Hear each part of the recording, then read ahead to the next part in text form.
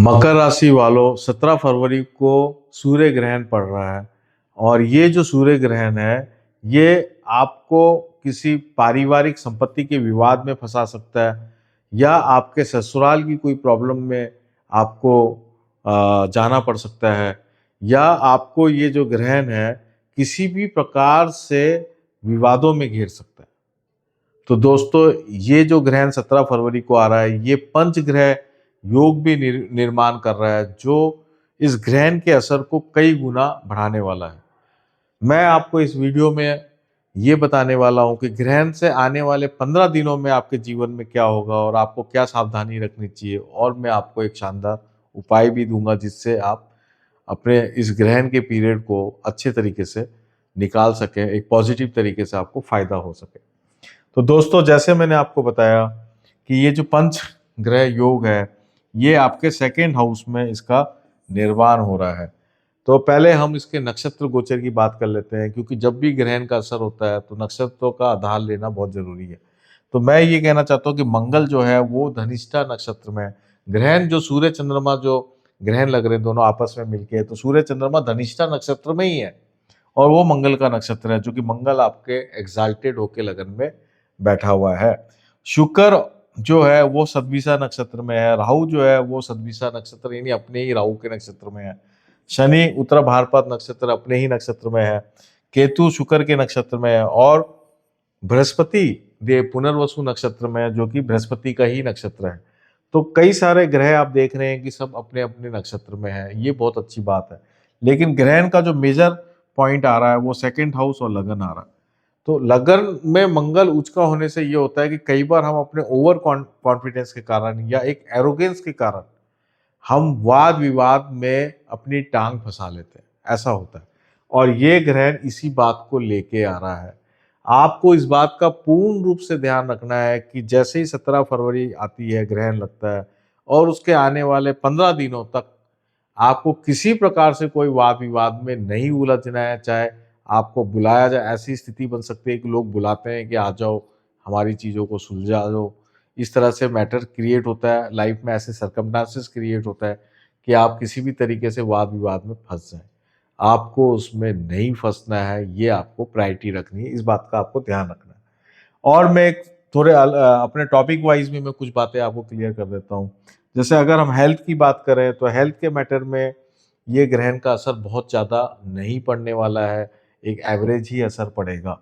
फिर भी आप अपनी पिता की हेल्थ को बड़ा ध्यान से देखना पड़ेगा, क्योंकि बुध जो है वो इस ग्रहण के अंदर इन्वॉल्व है, और साथ में सूर्य जो ग्रहण में बिल्कुल ग्रहण लग गया सूर्य का, वो बुध के बहुत करीबी में है। तो आपको थोड़ा फादर की हेल्थ पे ज़्यादा ध्यान देना पड़ेगा। बृहस्पति देव बुध को देख रहे हैं, इसलिए बहुत चिंता करने की कोई बात दिख नहीं रही है। करियर पॉइंट ऑफ व्यू से ये जो टाइम है ये कम्युनिकेशन स्किल्स का टाइम है। हमें जो है वाद विवाद में ना जाके हमें एक हम्बल कम्युनिकेशन रखनी है अपने बॉस से और अपने सीनियर से। तो फिर आपका करियर में भी मुझे कोई दिक्कत नज़र नहीं आ रही, वहाँ भी आपको कुछ बेटरमेंट ही होगा। वेल्थ योग के लिए ये बहुत अच्छा टाइम है।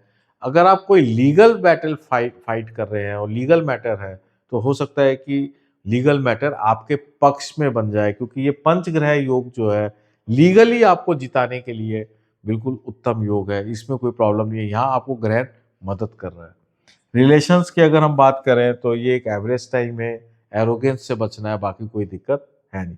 अब मैं आपको जो उपाय की बात कर रहा था वो ये था कि ये जो सेकंड हाउस में इतने सारे ग्रह हैं और मंगल बड़ा स्ट्रांग है, तो हमें मंगल की पॉजिटिवनेस को लेना है। जो मंगल का एक पेशेंस होता है या उसकी जो स्ट्रेटेजिक प्लानिंग जो मंगल की क्वालिटी है, एक हम पॉजिटिव एक्शन लें, ये मंगल की क्वालिटीज़ को हमें इम्प्रूव करना है।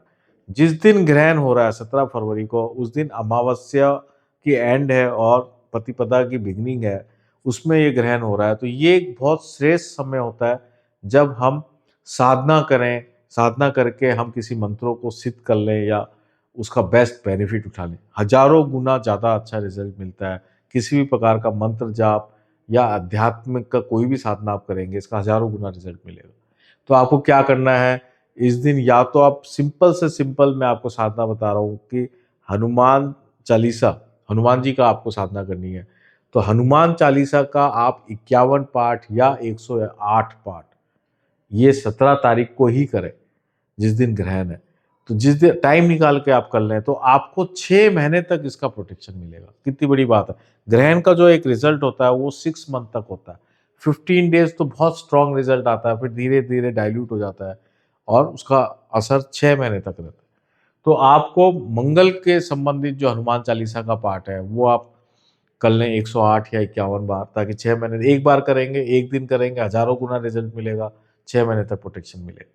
आपको लगता है कि हनुमान जी आपकी इष्ट देवता नहीं है या आपका मन नहीं उसको में ज़्यादा डिसॉल्व हो पा रहा, अट्रैक्ट नहीं कर पा रहे आप, तो फिर आप जो है राम रक्षा स्तोत्र पढ़ लें। राम रक्षा स्तोत्र भी उतना ही आपको फ़ायदा देने वाला है। तो वो भी आप उतने ही नंबर करें, 51 बार, 21 बार, 51 बार, 108 बार, ऐसे आप करें, तो वो भी आपको उतने ही स्ट्रांगली आपको फ़ायदा करेगा। तो दोस्तों ये था मकर राशि वालों का ग्रहण का रिजल्ट, और ग्रहण से आने वाले 15 दिन में आपके क्या होगा वो मैंने आपको इसमें बताया। तो दोस्तों मैं अपना व्हाट्सएप चैनल का लिंक भी मैं पिन कर दूंगा। अगर मैं पिन नहीं किया हूं तो आप कमेंट में मेरे से लिंक मांग सकते हैं, आप उसको भी आप ज्वाइन करें। वहां भी मैं बहुत सारी एस्ट्रोलॉजिकल इंसाइट्स देता रहता हूं। तो दोस्तों आप सबका ये ग्रहण जो है अच्छा जाए, ऐसी शुभकामनाएं मैं प्रेषित करता हूं और आप सबका मैं बहुत बहुत धन्यवाद करता हूं। नमस्ते।